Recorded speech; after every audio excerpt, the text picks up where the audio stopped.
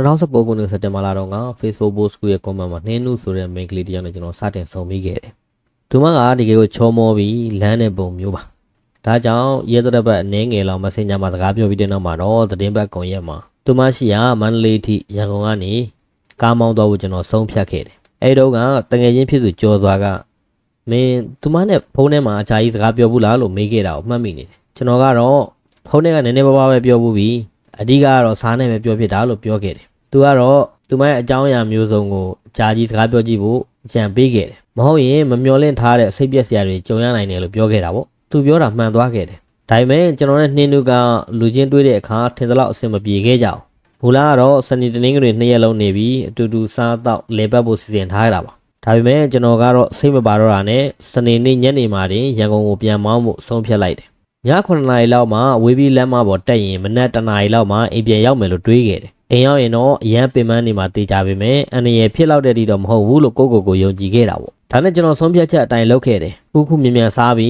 းည9နာရီခွဲမှာလမ်းပေါ်ရောက်လာခဲ့တယ်။3နာရီလောက်ကားမောင်းပြီးတဲ့နောက်မှာတော့မိထီလာနာကဆိုင်းဘုတ်တစ်ခုကိုလှမ်းမြင်လိုက်ရတယ်။နေဝင်ပြီးမှောင်သွားတ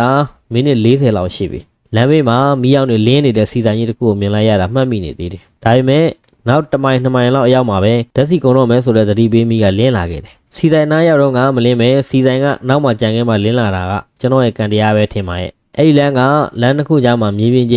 းချားနေတဲ့လမ်းမျိုးဖြစ်သလိုပြန်လဲဖို့ကလည်းခက်ခဲတယ်။ဒါနဲ့ကျွန်တော်ဖုန်းထဲက Google Map ကိုကြည့်လိုက်တယ်။လမ်းဟောင်းဘက်ကိုကိုရင်နောက်ထပ်မိနစ်20လောက်မှရင်စီဆိုင်ရှိတယ်လို့ပြနေတယ်။လမ်းလေကောင်မှာစီကုန်ပြီးဒုက္ခရတာမျိုးဖြစ်ချင်တာနဲ့အဲ့ဒီလမ်းကြားကိုပဲချိုးဝင်မှုဆုံးဖြတ်လိုက်တယ်။လမ်းမှာရှေ့ရောနောက်ရောကားတစ်စီးမှမရှိတာကိုကြည့်ပြီးလမ်းကြောင်းမှန်အောင်ဖုန်းမျက်နှာပြင်ကိုခဏကြည့်လိုက်တယ်။ကျွန်တော်ကြိမ်ပြောရဲပါတယ်ဖုန်းကို2စက္ကန့်တက်ပုံမကြည့်ခဲ့ပါဘူး။ဒါပေမဲ့လမ်းကိုပြန်ကြည့်လိုက်တဲ့အချိန်မှာတော့မိန်းကလေးတယောက်ကကျွန်တော်ကားရှိတဲ့မှာရှင်းနေခဲ့ပြီးကျွန်တော် brake ကိုအတင်းနှင်းလိုက်ရတာလေဘင်းအောင်နာသွားတယ်။ကန်ကောင်းစွာနဲ့ကားကိုထိန်းနိုင်ခဲ့တယ်။အဲ့ဒီမိန်းကလေးကကားမိအောင်မှာမိန်ပြရေးတစ်ခုဖြစ်ကနေကျွန်တော်ကားရှိ9ပေကွာမှတည်းရက်နေခဲ့တာ။ကျွန်တော်ကတော့မင်းယူနေလားလို့အော်ဆဲဖို့လို့တော့မှာပဲ။သူမဘာကြောင့်ဒီလိုတောလန်းထဲမှာရောက်နေရလဲဆိုတဲ့အကြောင်းရင်းကိုသိသွားခဲ့တယ်။သူမရဲ့အခြေအနေကတကယ်ကိုဆိုးရလှတယ်။ဝက်စားတွေကစုပ်ပြတ်နေပြီးခေါင်းမှာဒဏ်ရာရထားသလိုသပင်တွေမှာကျွန်တော်ကားရိုက်လိုက်တာနဲ့သူမကကားတကားကိုအတင်းလာဖွင့်တယ်။ကျွန်တော်ကအကျင့်ရတကားကိုလောချထားတာကြောင့်သူမကအ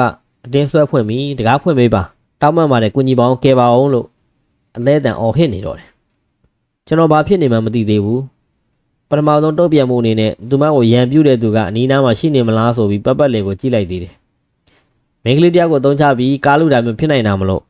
တကားကိုချက်ချင်းမဖွင့်ပေးသေးတာပါ။ဒါပေမဲ့ဘယ်သူမှမရှိတော့မြင်ရပြီးသူမရဲ့အော်ဒါတကယ်ကိုကြောက်လန့်နေတာဖြစ်ကြောင်းသိလိုက်ရတဲ့အတွက်ကျွန်တော်ရဲ့တန်တရားတွေပျောက်သွားပြီးကားတကားဖွင့်ပေးလိုက်တယ်။သူမကကားနောက်ခန်းထဲကိုအတင်းတိုးဝင်ပြီးတကားကိုအမြန်ပြန်ပိတ်လိုက်တယ်။ကားစားထွက်တော့သူမက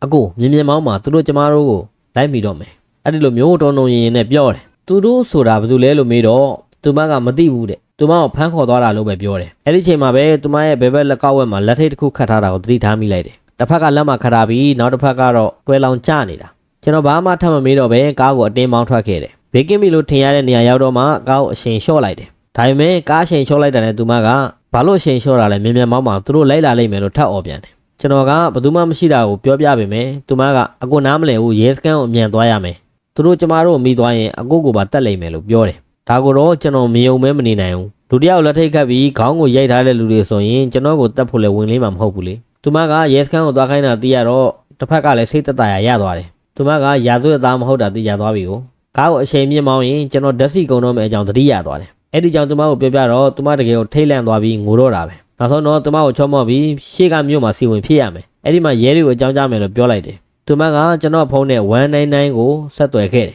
သူမရဲတွေကိုပြောပြနေတာနားထောင်ရင်းနဲ့အကြောင်းဆုံးပို့တိလာရတယ်သူမပြန်ပြီးဆွဲပြီးတောထဲကအိမ်ဝင်ကြီးတစ်ခုမှာပိုက်လုံးတစ်ခုနဲ့လက်ထိတ်ခတ်ရတာဖြစ်ကြောင်း